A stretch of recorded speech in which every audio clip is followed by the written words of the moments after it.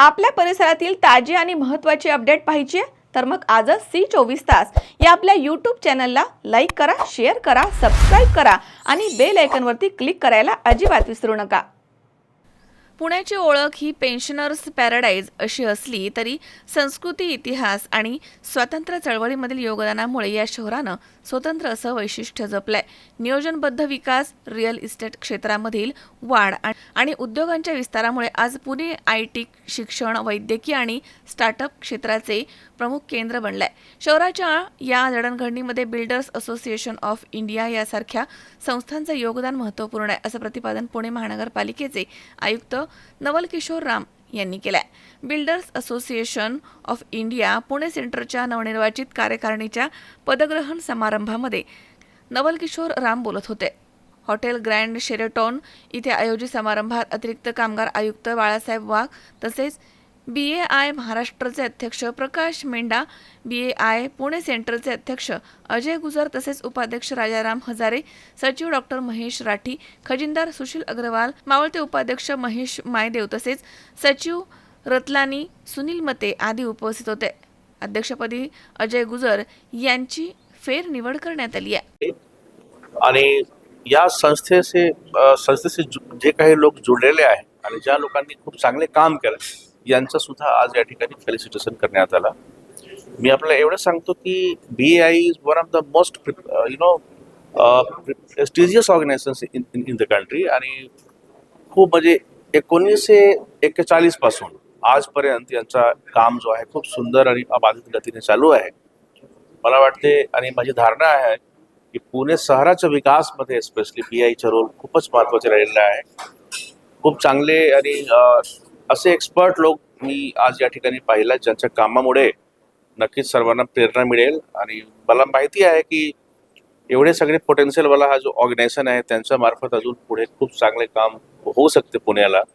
तर आजचा हा जो शुभ दिन आहे त्या निमित्ताने जे नवीन लोक आहेत त्यांना मी मनापासून शुभेच्छा देतो आणि जे काही लोक या संस्थाशी रिलेटेड आहेत त्यांना सुद्धा मी मनापासून धन्यवाद देतो आणि BAI अजून चांगला काम पुढे करावा यासाठी मी खूपच मी मनापासून हृदयापासून त्यांना असं शुभकामना देतो। आता आमचं पुढचं विजन म्हणजे आता सर्वप्रथम आम्हाला आमच्या ऑफिसचं एक रिनोव्हेशन करायचं आहे।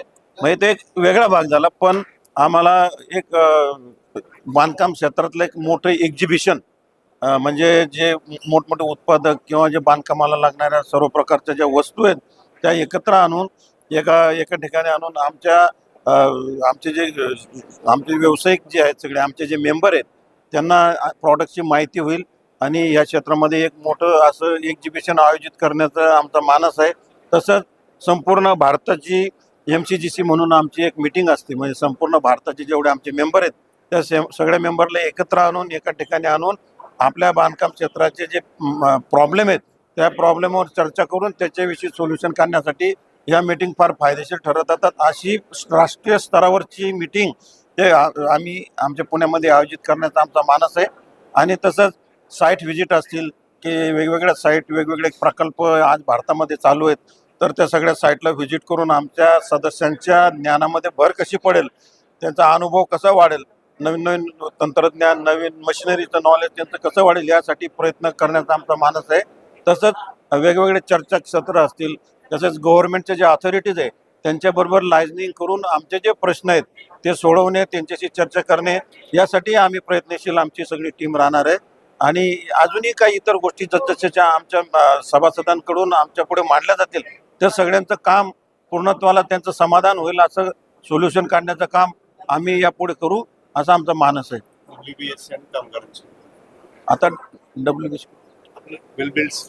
हां, आता आमचं दरवर्षी जे आमचे प्रोग्राम असतात ते आम्ही करणारच आहे, पण त्याच्या व्यतिरिक्त जे आम्ही करणार आहे त्याची मी आता तुम्हाला माहिती दिली। पण दरवर्षी आम्ही वेल बिल्ड स्ट्रक्चर कॉम्पिटिशन असेल, कामगारांच्या मुलांना एकत्र आणून त्यांना त्यांचं फेलिसिटेशन करायचं प्रोग्राम असेल आणि ग्रामीण भागामध्ये जिथं मुलींसाठी टॉयलेटची सुविधा नाही आहे आणि सुविधा नसल्यामुळे ज्या मुली आपलं शिक्षण अर्धवट सोडून देतात अशा मुलींसाठी एक सुविधा त्या ठिकाणी निर्माण करण्यासाठी आम्ही गेले 17-18 वर्षापासून हा प्रामाणिक प्रयत्न आमचा चालू आहे आणि तो एक आमचा उपक्रम आम्ही यापुढे चालू ठेवणार आहोत.